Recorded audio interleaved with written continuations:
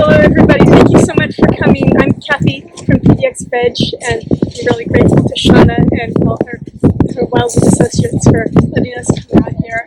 She's going to tell us about how Wildwood came to be and what it does, and then Belinda is going to talk kind of more about general things about working farms and animals and why we need sanctuaries. And then after all of that, there's going to be some food, and we're also really fortunate to have a pianist who is going to play to the animals, so that we'll have a little concert, and then there'll be time to just go around and meet the animals, and volunteers who know them will tell you their stories.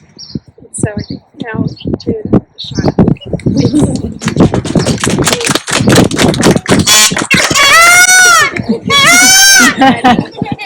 No, I'm not limping because I got kicked by one of the animals. I had a knee replacement, so it's all good. Yeah, thank you for coming out. This is great. And I was trying to remember how long we've been doing this, Kathy. I think it's been, could be close to 8 or so. It's 8 a lot of years, yeah. And we will keep these talks short because we know you want to meet the animals. But I remember the very first event we had out here with Veg Fest. It was in the middle of the winter. It was January. And there were like 4 people that showed up. Me, Kathy, Tom, and one other poor person that came out here and pretty much looked around and just left. It was so cold. So we learned that having these events in the summer seems to work out better. So I guess I'll start. My name's Shauna. I'm the founder of Wildwood Farm Sanctuary Preserve. I'm trying to think where to start. So I guess I could talk about my vegan journey or how the sanctuary started. So many people may already know this, that this farm has been in my family for multiple generations. This part over here is a sanctuary. Across the road, we still do farming. We grow crops. My family settled out here in the 1800s, so we have a long history of farming out here. We weren't animal farmers. We raised wheat, oat, crops. My grandparents did have a few cows, so I spent most of my time out here in the summer. When I was a kid, I loved to come out here, and I would help my grandfather with the cows and the chickens and run around and rescue baby birds and all that kind of stuff. That's other kids wanted to, go out, hang out in town on their summer breaks. I wanted to be on the farm and help with the animals, and so that's where I really found my calling of loving animals. My grandpa would bring cows in and then plan on slaughtering them, and my grandpa would always tell him, no, we're not going to do that. So they became pets and part of the family.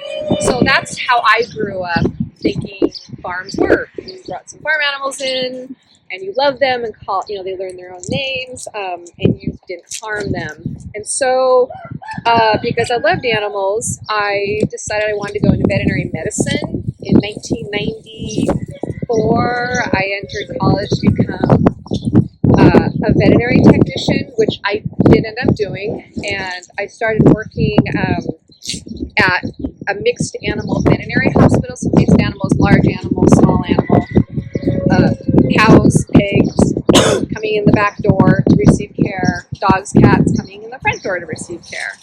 And so part of my job as a veterinary technician was to go out onto these big, large industrial farms to help the veterinarian preg check animals, give vaccines, do all kinds of things. And it is as a vet tech working in that industry that I was shocked to find out how farm animals were really treated. They were not treated like I grew up out here, where they were loved and had names and lived happy lives.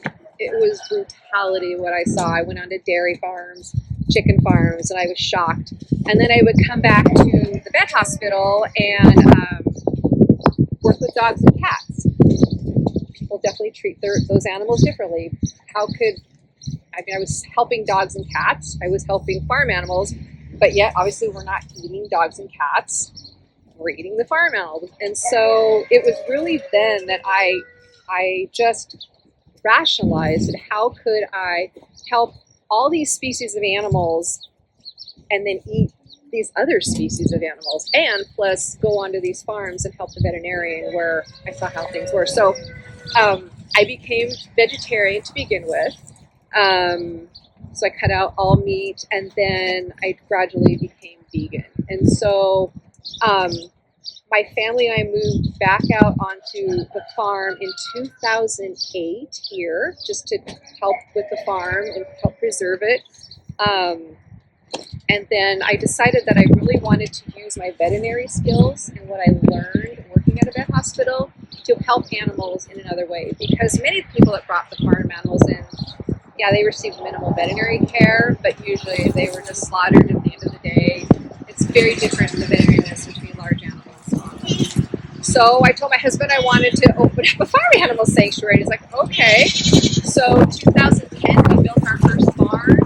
2011, we brought in our first rescue hens. They were actually from Farm Sanctuary down in California, the big sanctuary down there. They had did a big rescue, and so I'm like, we're going to drive down there. We're going to go pick up some hens. Made my husband go down with me. We brought back 20 hens, and that's just kind of how it started. It was very small, in a little hen yard up behind my house, and then the need grew, and then people found out, oh, you're taking in animals, you're a rescue, and boy, the calls just really start coming in. And so we worked with a lot of other sanctuaries for placement of animals, and then just gradually grew. Cow barn, another hen house, and I basically did everything myself. And then we started having public work parties, and that's where I would start reaching out to the community, the vegan community, like, I need help. And then we got more volunteers coming in and getting involved, and it's really grown. And so 2014 is when Wildwood received its actually nonprofit status.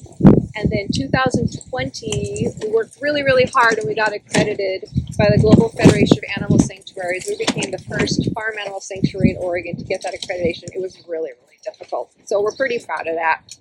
It means that we adhere to the high standards of farm animal care. We get inspected every 3 years. But I just really wanted to point out that this wouldn't be possible without the volunteers. I mean, basically, like, I have surgery on my leg, and the volunteers and the board have run the sanctuary. So they're the ones that I say that are really the ones that run the sanctuary and do everything. So thank you to them. We put on all these events, and then I just come down.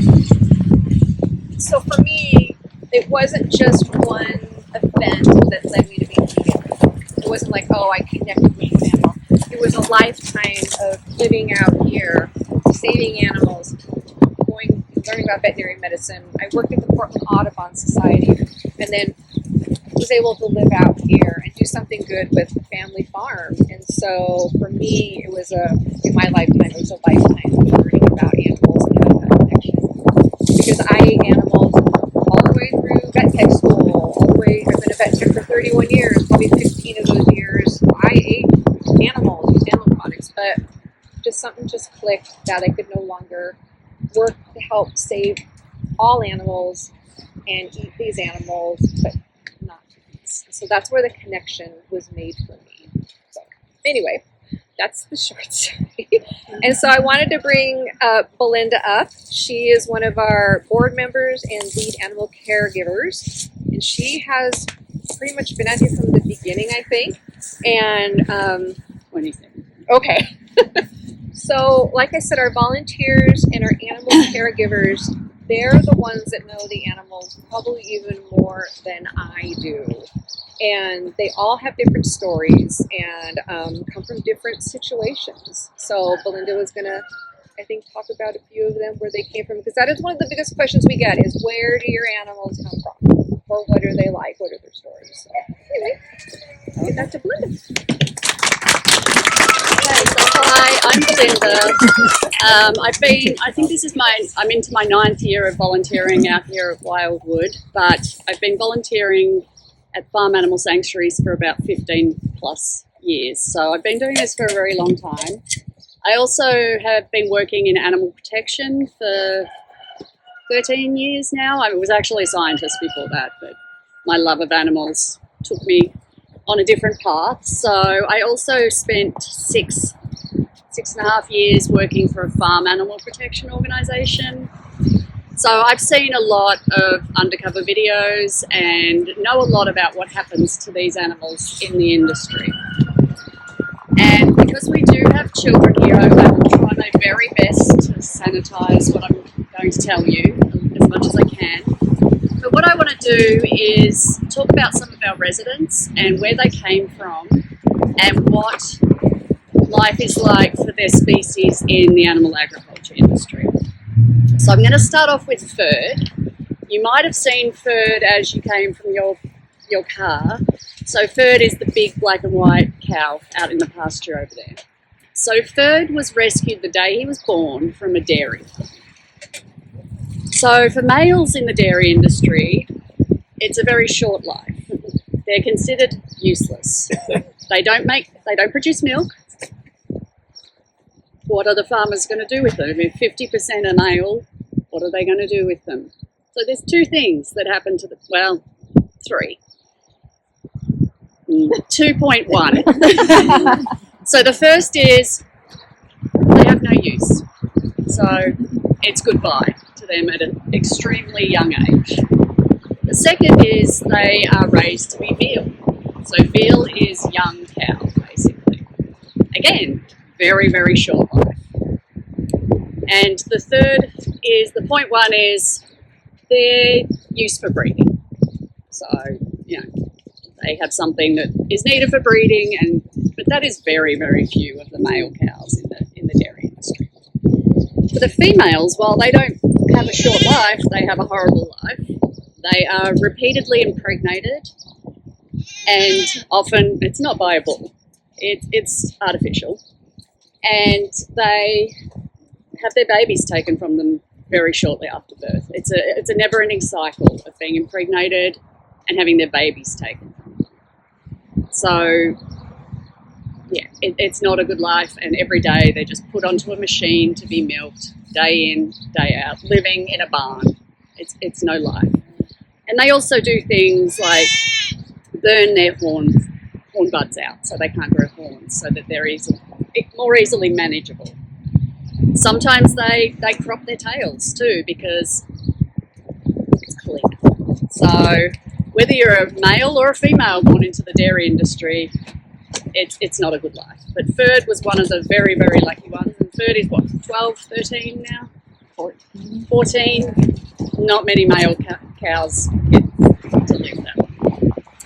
And we also use cows for meat. So over there we have our red-headed beauty, Charlotte. So Charlotte's story is very, very unique. Charlotte is a meat breed, so used for meat. So Charlotte was actually born via a C-section. Her mother was dealt with for meat, and then they realised, hang on, her stomach is moving. So they cut Charlotte out, and Charlotte came to live here. So Charlotte is, she's probably about 9 now. So Charlotte has some issues because she's bred to be solid, gain weight. So she has some trouble with mobility, and some of the animals I will talk about do have those issues. So two uses for cows in the animal agriculture industry, neither is a good situation. And then we have goats. So a few months ago, we took in 2 goats that were rescued from a dairy. Again, similar issues in the dairy industry, whether it's goats, cows. So we got two of them, Willow and Juniper. So Willow was pregnant when she came in, and that's the three little goats you'll see running around, her three babies. But you'll notice that Willow doesn't have horns, but her babies do. Willow was supposed to have horns, but they took care of that. They burnt her horn buds out. So they came from a facility which the organisation PETA actually did an undercover investigation of. It was absolutely horrific. Animals in neglect, cruelty, any way imaginable. So I won't go into too much detail, but Willow's babies will never know any of this. They'll just know love and happiness. Willow is very shy because of what she went through in her life, but Juniper is very sweet and loving, and two very different personalities, but we love them regardless, and they get what they need. So then I'll move on to sheep. So we have 4 sheep here. So I want to talk about Daisy. Daisy was rescued from a severe neglect case. Again, another one of the animals who came in pregnant, and she gave birth to her son Dash. So Dash and Daisy both live here now, and they're super bonded. But there's a couple of uses for sheep as well in the animal agriculture industry. The first one is for meat. You'll know the term spring lamb, so they're born in the spring and by the holidays and no more. So very short lives for those animals as well. Or they may end up in the wool industry. So they're just shorn over and over again. Often they're shorn in the middle of winter. So they're out in a field, no shelter, nothing, and they're freezing. So, and also too, in the wool industry, they often have their tails docked, just more clean as well. So a sheep, you either have a very short life or a long life just being used over and over again for what you can produce for human use. And then here we have we have an alpaca and a llama. So main difference is just their size. Generally, they're not used for meat, but again, like the wool industry for sheep, just used over and over and over again, and often left out in the cold, no shelter, no proper care. So that's the And so our alpaca Brownie, he was another neglect case. So you'll notice a bit of a theme. A lot of animals that live here come from neglect and abuse cases. So he's extremely shy too because of his history. But Lloyd, our llama, came from a happier situation. Unfortunately, his caretaker lost their property. So, you know, he was well loved and cared for, and he's quite the character. So he's stubborn, but he's quite the character. So I'll move on to birds, the birds we have on the property. So you might have seen Olive, our big white turkey, wandering around. Olive was actually rescued from a slaughterhouse. So at the 11th hour got a reprieve, basically. And she came here with 6 others, but the rest have all since passed away, but Olive is still around. With turkeys bred for meat, they're genetically bred to gain weight rapidly. So they're born, they grow up in basically a warehouse barn, and they grow so rapidly that they only get to live for a few months because they've reached their weight of what they're considered used for. So Olive is quite getting on in years now, but we've always had to be extremely careful with what she eats. She has to have very limited food, otherwise she'll just balloon and grow out, and that gives them foot problems, gives them heart problems. Sometimes it gets to the point where they can no longer walk. So they will just grow it. They will eat and eat and eat. They never feel full, and they will just eat. So we have to be careful with some of our turkeys to make sure that they're restricted diets to keep them healthy, essentially, because of the way that they're bred. So we also have ducks and geese here. And I'm going to talk about Henry, who's my boyfriend. So Henry was found abandoned in an office complex in Hillsborough. So we got the call, can you take this goose? Yes. Oh boy, what the industry does to ducks and geese is the thing of nightmares. Have you heard of a delicacy called foie gras? Okay.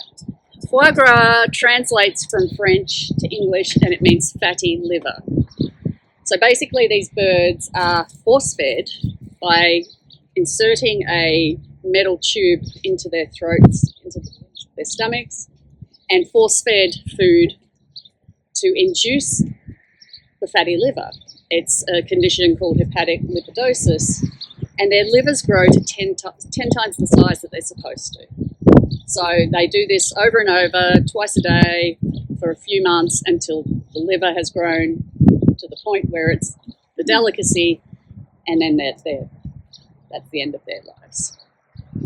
So we also have some roosters here, and roosters, if they're not meat birds, they are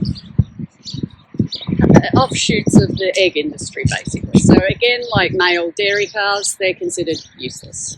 So roosters generally don't get to live for very long. So we are very lucky that, our roosters are very lucky that they landed here, because they get to live out their natural life here. Whereas if they had been in the industry,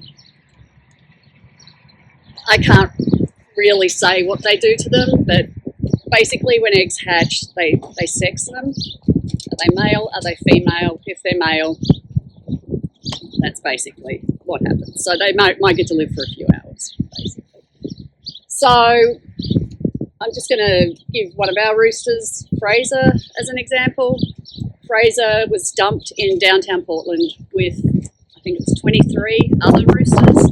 Ended up at Multnomah County Animal Shelter, and at the time we took 3 from them, and 2 have since passed away. And Fraser is a very old, elderly man now, but we still love him and we'll give him the care that he needs while he's comfortable and happy. So lastly, I'll talk about, in terms of our residents, I'll talk about hens. So up there we have a hen house where you'll be able to go up and take a look. So a couple of years ago, there was this massive rescue of over 400 hens from an egg-laying facility. We took 34, I think. Basically, someone was advertising, they were closing down, and someone was advertising on Craigslist $10 per bird. But local activists negotiated with them and said, if we can get them sanctuary, can we just take them? And they said yes. So we took in 30 odd, and other sanctuaries and private homes took in some as well, and they all found rescue. But basically, they would have been living in a horrible situation before they were rescued. Hens are kept in most cases, are kept in battery cages, usually 4 to 6 in a cage, and they're lucky if they have the space of a sheet of paper to themselves. That's how they live. They live on wire, they get foot injuries, they're just cooking their eggs, and that's their life. They don't know grass, they don't know the sky. That's their life, and then when they stop producing eggs at the rate considered profitable, it's goodbye to them as well. And I also do want to mention pigs. We don't have any pigs here, but pigs are one of the worst treated animals in the animal agriculture industry. Especially mother pigs, they have it really, really bad. When they've been impregnated, they live in gestation crates. So if you're in a pig farm, you'll just see rows of these metal crates where the pigs can't even turn around. They can maybe take a step forward and a step back, cannot turn around. That is their life. They are such social, intelligent animals that this is mental torture for them. They'll be biting bars and things like that. It's horrific. And then when they give birth, they're put into a farrowing crate. Similar situation, but this time they can actually lay down on their side to feed their babies through the bars. And when the piglets are born, because they live in such a stressful situation, they do horrendous things to them. They rip out their teeth. They chop off their tails. And one investigation that I worked on, I'm not the investigator, but I had to work with the content. They would take the male parts by hand from the piglets. No anaesthetic, nothing like that, just by hand. They do all these horrible things to them without any anaesthetic. It's just horrific. So, on that note, that is the reality of the animal agriculture industry. So every time you consume an animal product, you are harming animals in these ways. So I really hope that meeting the animals today, making that connection with the animals and thinking about the information that I shared with you, I really hope that, you know, it leads to more kindness in the world. You know, we really need that, and these animals need that. So, yeah, sorry my speech wasn't fun, but being here at the sanctuary is fun, and having the bonds with these animals is fun, and when you realise your choices are helping these animals, it's extremely rewarding and uplifting. So I also want to mention, well, thank you all for coming out, but I also just want to mention the raffle that we have. So we've got 15 different prizes, $1 a ticket. All the money goes back towards the work we do. So yeah, you're helping the animals by entering the raffle, and fingers crossed you win an awesome prize. So I hope you enjoy meeting with the animals, and yeah, thank you. Thanks, more. She's going to play piano for the animals. We're going to move around. So as you're meeting the animals, you can stop by and listen or watch or whatever you want to. But yeah, it'll be really cute. We've never had this done before, so I'm really excited. We'll see how they react. Yeah.